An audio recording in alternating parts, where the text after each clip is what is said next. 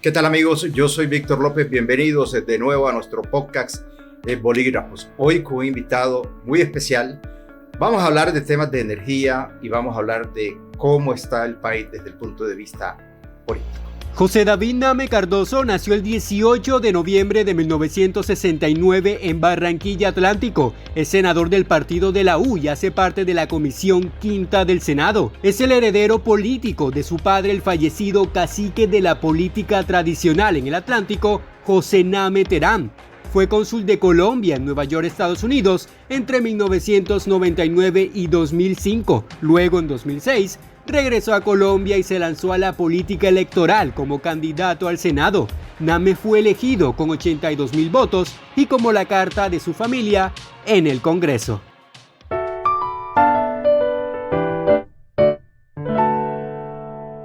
Senador José David Name, gracias por estar aquí en Bolígrafos. Víctor, gracias por invitarme a tu podcast semanal. Bueno, comencemos a hablar del país.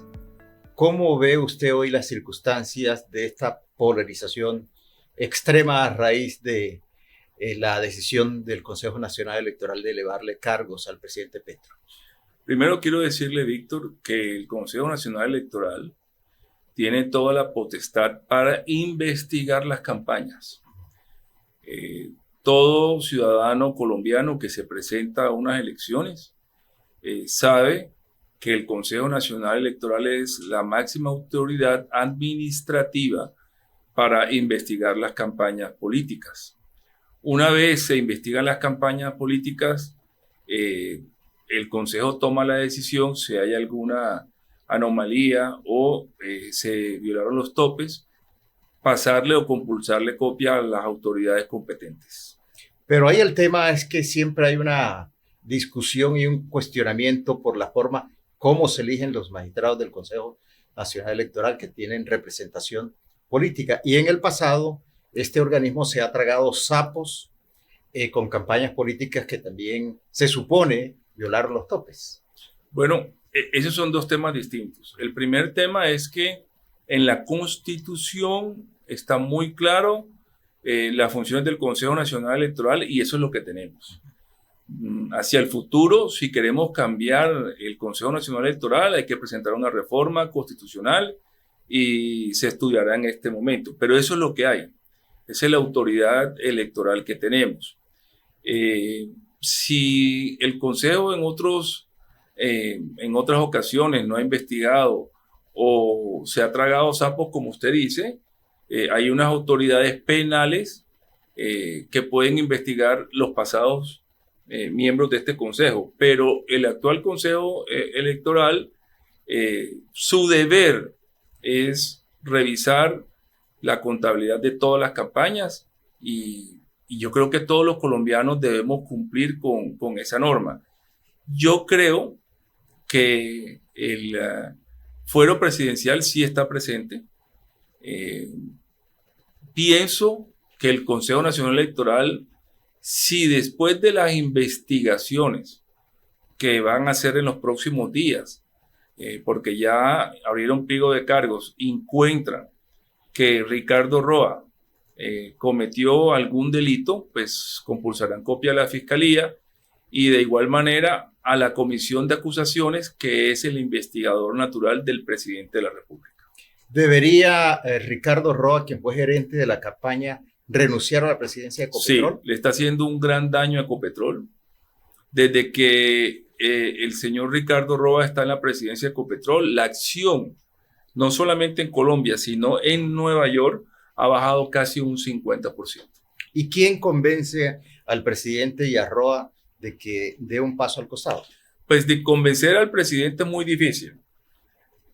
Pero Ricardo Roa es petrista en estos momentos, Víctor.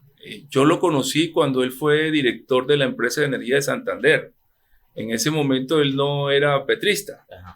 Ricardo Roa llega a la campaña de el presidente en las pasadas elecciones. Yo creo que él es una persona técnica y si en verdad él quiere a este país, si en verdad es una persona responsable, debería apartarse, Porque lo que está pasando, Víctor, es que hay una teoría de parte de los amigos del señor presidente que si Ricardo Roa se retira es asumir una culpabilidad. Pero yo no creo en eso. Yo creo que él debe separarse, primero para no hacerle daño a la empresa, en la parte de reputación. Aquí hay algo muy importante, Víctor. Él está vigilado por las autoridades de Estados Unidos porque la acción de Ecopetrol está listada en los Estados Unidos, en la bolsa. Y si está listada en la bolsa, cuando se lista una empresa en la bolsa de Nueva York, tiene que aceptar ciertas reglas. Y una de esas reglas es asumir la investigación y la vigilancia del órgano tal vez más importante que tiene el gobierno de los Estados Unidos, que es el órgano que vigila las bolsas de valores de los Estados Unidos, que es un organismo demasiado fuerte. Es decir, mirado de otra óptica, esto también la permanencia de Roa en la presidencia de Ecopetrol, bajo esa explicación que usted nos está dando, ¿podría alterar las relaciones entre los dos gobiernos? No tanto entre los dos gobiernos, pero sí que el gobierno federal, porque en Estados Unidos es un gobierno federal, allá el gobierno federal está por encima inclusive del presidente de la República. Fíjese que el FBI y la Fiscalía de los Estados Unidos está investigando a un expresidente, Donald Trump. Claro. Entonces aquí lo que puede pasar es que si ellos en algún momento creen, investigan y hayan corrupción en Ecopetrol, inclusive esto puede tener problemas penales internacionales contra Ricardo Roa.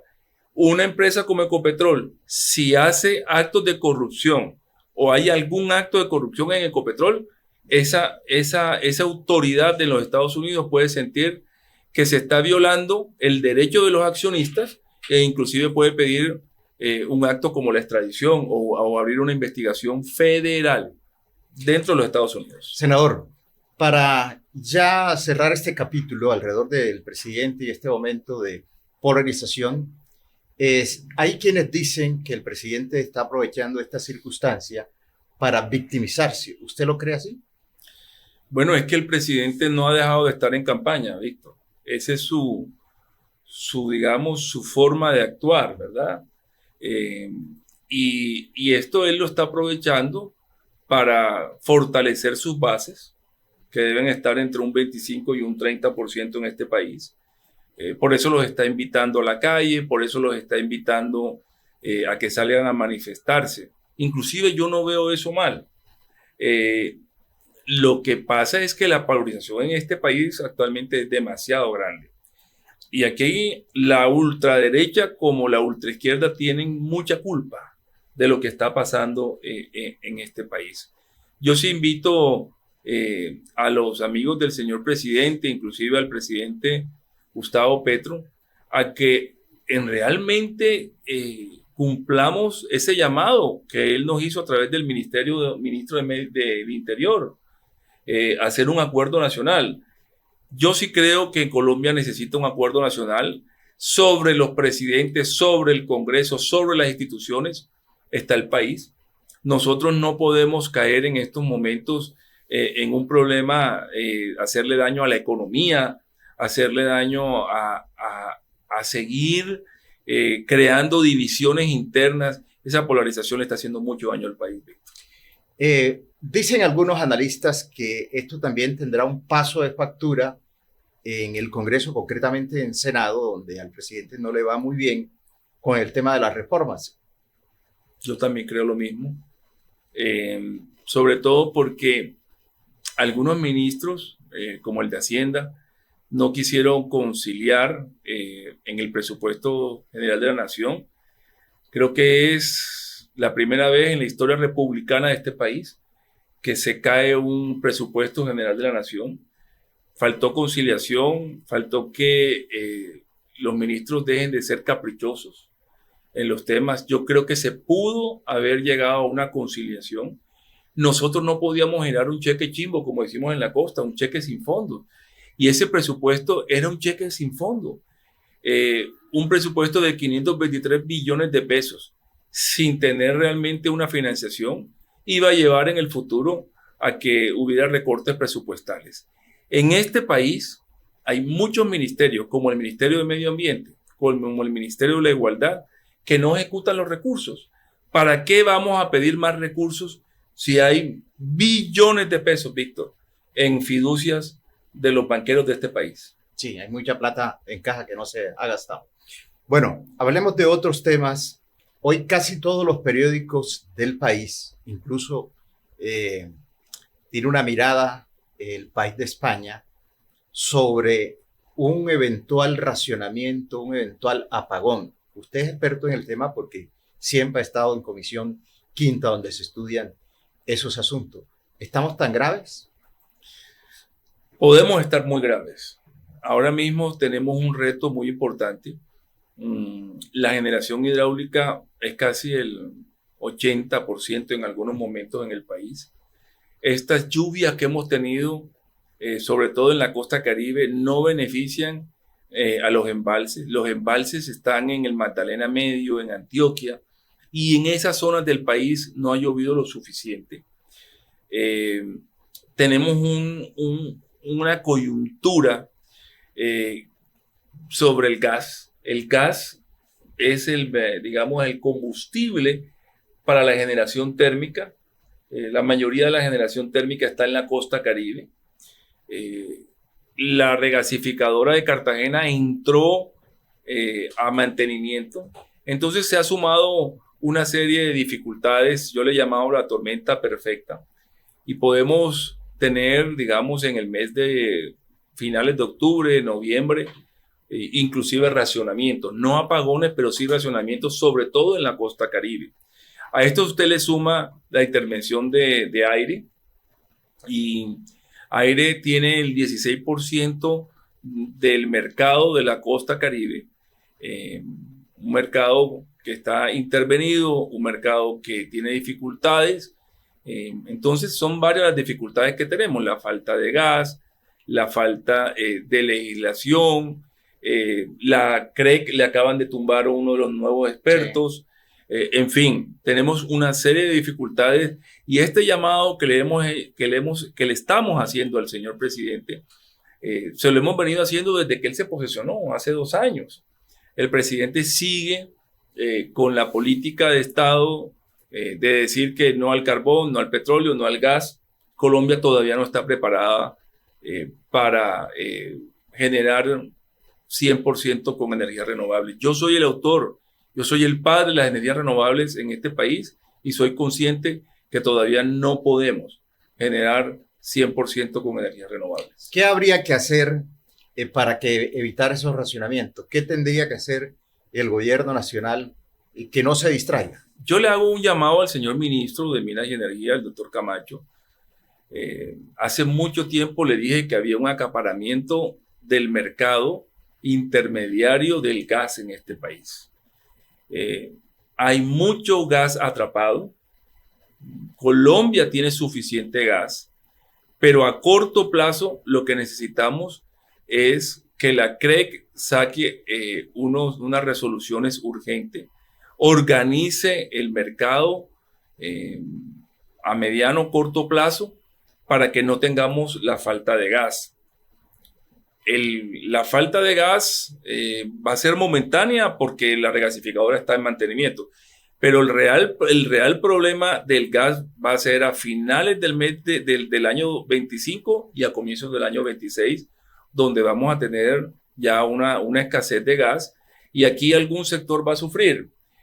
Por supuesto no va a ser las térmicas porque ellos tienen la regasificadora. Yo creo que aquí el sector que va a sufrir es el sector industrial, porque no va a haber gas para el sector industrial.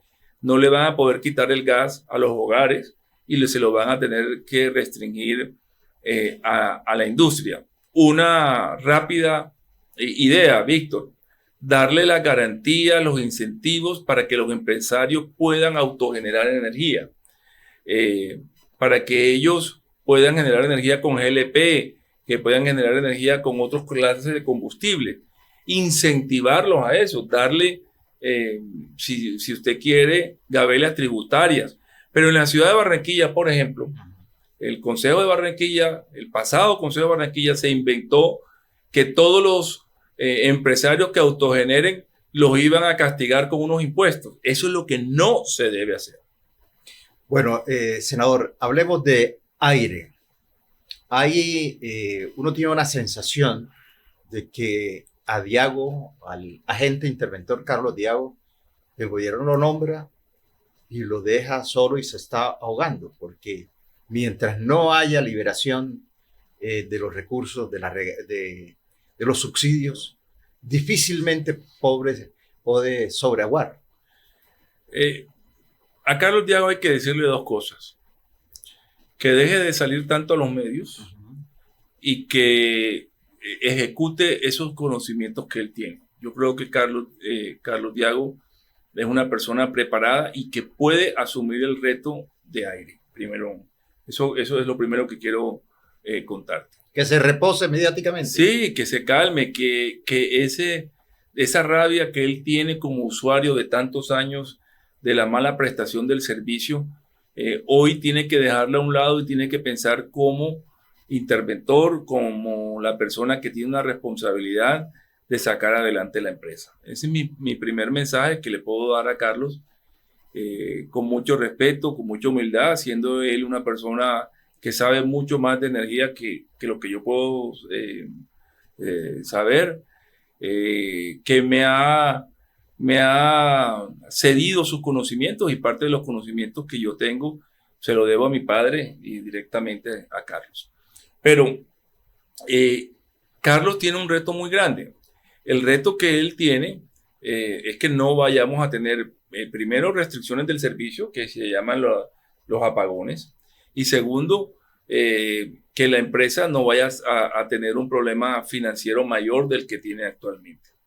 El gobierno nacional, por su crisis económica, no le ha pagado los subsidios a tiempo a ninguna empresa distribuidora del país. Inclusive, no sé si tú sabías esto, Víctor, pero el gobierno tiene más de 5 o 6 empresas, sobre todo en zonas deprimidas, que son empresas públicas. El Huila, el Meta, Chocó, Caldas, Putumayo, Vichada. Son empresas públicas del Estado a los cuales tampoco, Arauca, a las cuales tampoco les giran los subsidios. Y la importancia del giro de los subsidios es que el 80% del mercado en Colombia es del estrato 1, 2 y 3, donde el gobierno tiene que girar los subsidios para poder completar la tarifa de energía y que las empresas distribuidoras no entren en quiebra, ¿verdad? Entonces, el primer llamado es que al ministro de Hacienda, que por favor, que gire los subsidios, que le mande la plata no solamente a Aire, a Afinia, a todas las empresas distribuidoras del Estado, que le hacen cola y casi que le ruegan al señor ministro para que el señor ministro gire los subsidios. Si no hay una política clara, económica, con la empresa Aire, vamos a tener un problema mucho más grave del que afrontamos actualmente. ¿Y cuáles son los efectos que puede tener sobre el doctor Diago, agente interventor, la renuncia del superintendente? Porque Diago nos contó algún día, recientemente, que fue el superintendente quien le dijo al presidente: déjeme en esta oportunidad nombrar a una persona de manera directa, porque Diago no estaba en la agenda del presidente como tal. No estaba en la agenda. Aquí habían otras personas, habían unos intereses privados, Víctor, que querían poner el interventor. Por eso a mí me parece que el súper en eso atinó, hizo alguna independencia. Creo que parte del problema o de la renuncia que le pidió el gobierno nacional a Dagoberto Quiroga es porque nombró a Carlos Diago en Aire. Y lo que tenemos que ver aquí, hizo un mensaje a la dirigencia, al señor gobernador, al señor alcalde de Barranquilla, es que tenemos que rodear a Carlos Diago. Si mañana más tarde le piden la renuncia a Carlos Diago no va a tener ningún problema, se devuelve para su casa y sigue viviendo de su pensión. Sí, claro. Pero el problema que vamos a tener es que nos pueden mandar una persona de Bogotá, un radicalista de estos, como el ministro de Educación o cualquiera de estos radicalistas que no tienen ni idea del tema de energía, y nos puede ir peor con unas decisiones inclusive más populistas y más drásticas que las que está tomando Carlos Diago. Ya le aceptaron la renuncia a Dagoberto Quiroga, van a nombrar un nuevo superintendente. Este superintendente lo primero que puede hacer es cambiar a Carlos Diago. Y ahí es donde vamos a tener realmente un problema, porque ya Aire Aire ya se está moviendo, ya le han hecho pago a los proveedores. Fíjese que el servicio de energía no se ha interrumpido. Tuvimos un problema con ciertos barrios cuando pasaron los tornados estos en los barrios, pero no por culpa de Aire, sino por culpa de la naturaleza. Pero hoy, aquí en la oficina donde estamos haciendo este podcast, tenemos energía eléctrica, tenemos aire acondicionado, Barranquilla sigue caminando, La Guajira, el Magdalena, y eso es muy importante y eso hay que abonárselo a Carlos Diago, que no ha permitido que se interrumpa el servicio eléctrico en los 3 departamentos. Entonces habría que hacer una especie de cruzada caribe o costeña para que se mantenga Diago en el cargo, porque hay otro tema que debe tener clara la opinión pública, que él es agente interventor encargado. Así es. En cualquier momento lo pueden cambiar y no sabemos qué nos puede ocurrir o a quién van a mandar. Usualmente donde ha fallado este gobierno es en el sector de minas y energía, en las decisiones del sector eléctrico. Cuidado, la medicina va a ser peor que la enfermedad. ¿Cuál es el volumen, si tiene usted el dato, el monto de los recursos vía subsidios que no ha girado el Ministerio de Hacienda? Usted dice, no, que hay un problema de caja, pero cuando uno ve lo que tiene que ver con la parte de ejecución del propio Ministerio de Hacienda, también baja. Sí, escuché a Sucodis, que es la empresa que agremia a todas las comercializadoras del país, y hablaba su presidente que el gobierno debe 2.5 billones de pesos en subsidios. Y ese es casi el 70 o el 80% de la cartera de las empresas distribuidoras del país. Bueno, usted nos decía hace poquito radialmente que le gustaba que se limpiara el recibo de aire, es decir, lo que llama su amigo el exministro Amílcar Acosta colgarejos, es decir, aseo, tasa de seguridad y también alumbrado público. En ciertos municipios y departamentos llega a ser casi el 30% de la tarifa, de lo que uno paga en el recibo. Me explico a todos los que nos están viendo.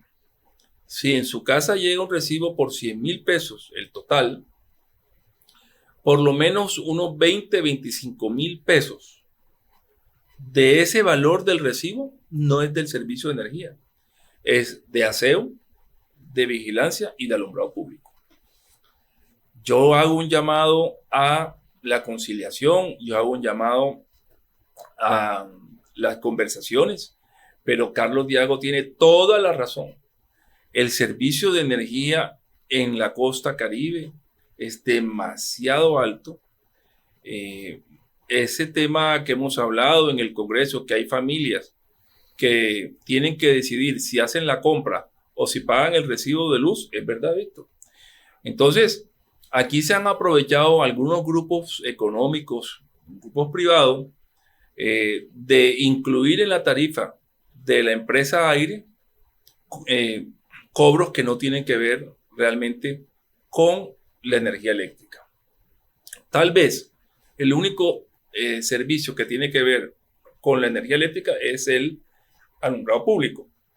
Pero usted sabía, Víctor, que aquí en Barranquilla el alumbrado público está entre el 12 y el 15%, mientras que en la ciudad de Bogotá está en el 8%, casi el doble, casi el doble.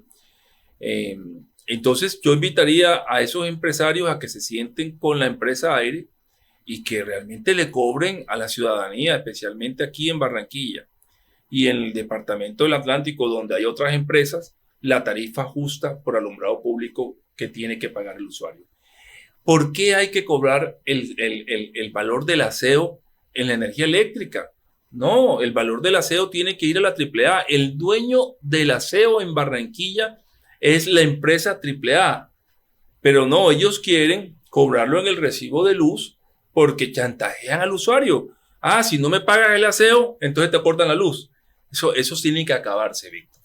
Y el tema de la tasa de seguridad, hay que hacerle un llamado al señor gobernador para que comience en un futuro a montar su equipo para que cobre directamente la tasa de seguridad. La situación de la empresa Aire no es la mejor y aquí, por estar defendiendo algunos intereses particulares, podemos terminar sin el servicio de luz. Yo creo que el usuario merece pagar su recibo, lo que consume en luz, y no estar pagando una cantidad de arandelas que suman casi el 20-25% y en algunos lugares como Puerto Colombia el 30%. Ahora, usted ve en el recibo de gas, Víctor, ahora cobran neveras, estufas, lavadoras. ¿Eso qué es? ¿Eso qué es? Eso se tiene que acabar, Víctor. Ya eso se acabó en muchas partes del país. Uno debe pagar por su recibo de gas. O por lo menos, Víctor, que quede bien diferenciado en el recibo.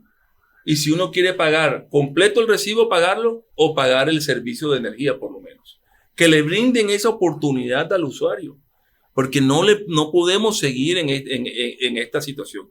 Pero eso es un tema de laxitud de la Superintendencia de Servicios. Claro, es un tema que no se había querido afrontar y que Carlos Diago lo hizo, tal vez de una manera no prudente, pero llegó el momento y alguien tenía que tocar ese tema. Fue Carlos Diago y yo le agradezco que lo haya tocado, porque no podemos seguir pagando en el servicio de energía ítems que no tienen que ver con la energía eléctrica. Yo opino que el servicio de alumbrado público, sí, pero que lo negocien, la tarifa está muy alta, pero aseo tiene que ir a la AAA y el señor gobernador implementar a futuro el cobro de la tarifa de seguridad. Bueno, senador Name, miremos el 2026. Todo indicaría que no hay la mínima posibilidad de que aquí haya un proceso de reforma a la Constitución para que el presidente sea reelegido. ¿Cómo ve usted el 2026? Lo veo muy polarizado. A mí me gustaría que llegara un candidato de centro derecha, al poder. Por ejemplo. Es que no lo tenemos, Víctor, ese es el problema. Porque usted habla de un candidato que podría ser bueno como Fajardo, pero dicen que Fajardo es pecho frío. Sí, entonces, y que pertenece a la social bacanería.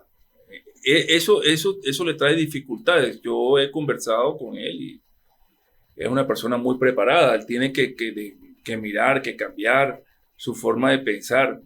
Estamos buscando una coalición entre los partidos liberal, el Partido Verde y el Partido de la U para hacer una consulta interna y poder llevar un candidato a primera vuelta. Vamos a ver si eso puede ocurrir o no puede ocurrir, pero yo creo que esos dos extremos le están haciendo un daño muy grande al país.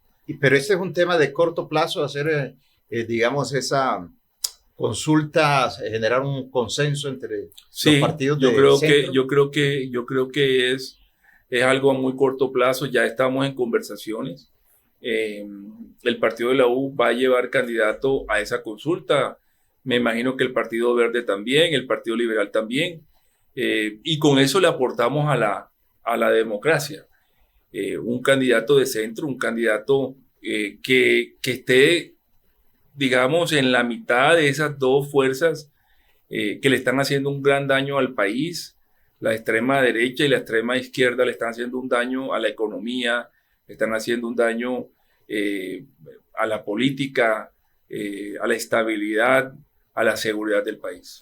¿Cuál es el candidato o precandidato que va a llevar el partido de la U? No, por ahí hay varios que nos han presentado su intención. Alfredo de Luque es uno de esos. El senador Guajiro. El senador de La Guajira es una persona joven que tiene unas buenas aspiraciones. Ojalá el ministro, el actual ministro de las TIC, pudiera apartarse del cargo, y también Mauricio Liscano, que ha hecho una buena labor. Yo creo que ese ha sido el mejor ministro de este gobierno. Bueno, el partido tiene buenas figuras. Bueno, alguien me dijo por estos días, senador, que también estaban pensando en el exdirector del DANE, hoy concejal de la ciudad de Bogotá, que pese a haber trabajado durante todo el gobierno Duque, es un hombre tranquilo, reposado. Así es. Yo lo admiro mucho, es mi amigo. Es un hombre que escucha, un hombre muy preparado, Víctor. Una persona que pudiera también presentarse a las elecciones del 2026. Bueno, aterricemos en el tema de la parroquia. ¿Cómo ve usted al gobernador Verano? ¿Cómo lo ve en su gestión? Creo que encontró una gobernación con falta de recursos económicos. Empeñada. Tiene unas dificultades muy grandes. Tiene algunos lunares que yo lo invito a que los corrija. El secretario de Salud es un pésimo secretario de Salud. Ha llegado ahí a taparle todos los escándalos al Solano, y el gobernador tiene que corregir esa situación. Yo creo que le ha faltado más sinceridad al gobernador y decirle a los habitantes del departamento del Atlántico cómo encontró las finanzas de la gobernación, y a partir de ahí construir y sacar adelante este departamento. Nosotros lo elegimos, tenemos una gran esperanza en sus calidades humanas, pero él tiene un compromiso muy grande con todos y creo que nos debe cumplir, y el primer paso para cumplir es contarnos cómo recibió el departamento, qué se necesita para que el departamento pueda salir adelante, porque hasta el día de hoy no lo sabemos, Víctor. ¿Qué otros lunares le encuentra Verano? El tema de la energía, el tema hay secretaría para todo en el departamento del Atlántico, pero creo que la secretaría o la subsecretaría que él necesita actualmente para que le maneje todos los temas desde una parte técnica, una secretaría de energías limpias que lo tienen todos los departamentos, pero aquí todavía no lo han hecho, no han presentado a la asamblea del departamento el proyecto, y yo creo que eso es urgente.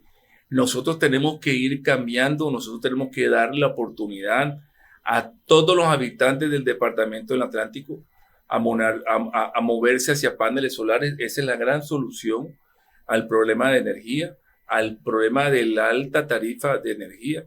Con los precios como está el kilovatio hora, poner paneles solares en sus casas, poner paneles solares en sus edificios, se va a pagar solo esa inversión, porque hoy el kilovatio está más de 1,000 y pico de pesos, y más o menos uno está produciendo energía a 200 a 250 pesos cuando uno produce la misma energía. Bueno, la misma pregunta, ¿cómo ve al alcalde Alejandro Char? Bueno, es que usted ve el dinamismo, que es una cosa diferente, ¿no? Char también ha encontrado algunos retos económicos, pero usted no sabe cómo hace él, pero él va para adelante. Sí, 24/7. Sí, no, es una cosa, yo admiro mucho a Alejandro Char en ese aspecto, pero es que él también encontró muchas cosas avanzadas. Supongamos el tren de Las Flores y las obras de Puerto Mocho, eso lo encontró muy avanzado. Eso es una obra de Jaime Pumarejo, y él lo ha terminado, le ha dado como el cierre a esa obra. ya va a licitar o licitó el arroyo del 85, ya está haciendo un proyecto allá en el sur, el malecón. Del sur. Es una persona que se mueve, un ejecutivo, una persona que no es de oficina y por eso es el alcalde más popular del país. Bueno, finalmente, ¿cuelgo a los guayos en el Congreso de la República o se le mide al 2026 como? Víctor, desde el partido me han pedido que vuelva al Congreso. Yo lo estoy pensando.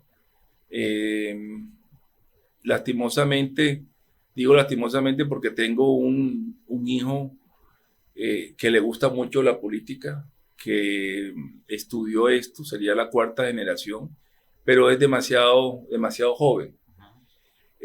Yo creo que sí, me va a tocar volver al Congreso, no solamente para mantener la curul, este legado que hemos llevado tantos años, sino porque el partido de la U me necesita. Bueno, ¿qué es de la vida del expresidente del Senado, Iván Dame Vázquez? Bueno, Iván vive en Aguamarina, no sé si tú sabías, Víctor. Sí. Vive en Aguamarina, lo veo mucho mejor de salud. Él tuvo un percance que venía con esa dolencia cardíaca hace unos años. Creo que quedó 0 kilómetros, lo veo bien de peso. Y bueno, ojalá Dios le dé la salud necesaria y pueda seguir defendiéndose ante de la justicia y comprobar su inocencia. Senador, gracias de nuevo por estar aquí con nosotros. Gracias, Víctor, por invitarme. Bueno, la próxima semana volveremos con más personajes y más temas aquí a Bolígrafos.